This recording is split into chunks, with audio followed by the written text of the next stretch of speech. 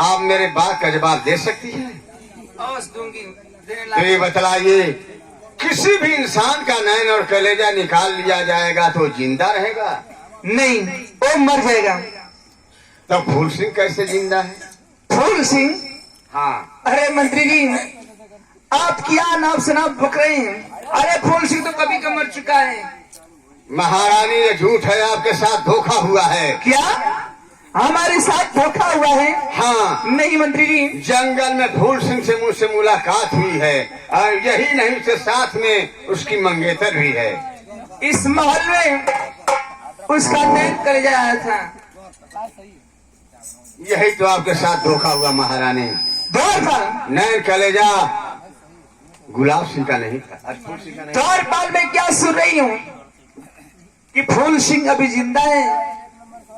फूल सिंह जिंदा है? हाँ। कौन सरवा कहा था?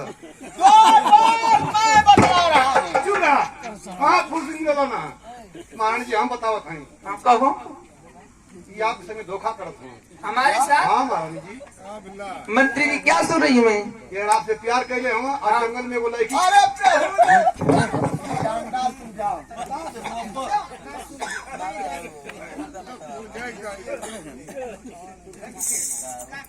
ठीक है महारानी, आप मुझे आज्ञा दीजिए, मैं जा करके फूल सिंह को उठा करके लाऊं।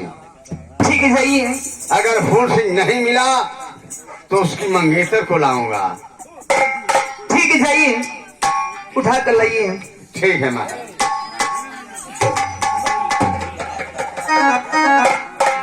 हेलो।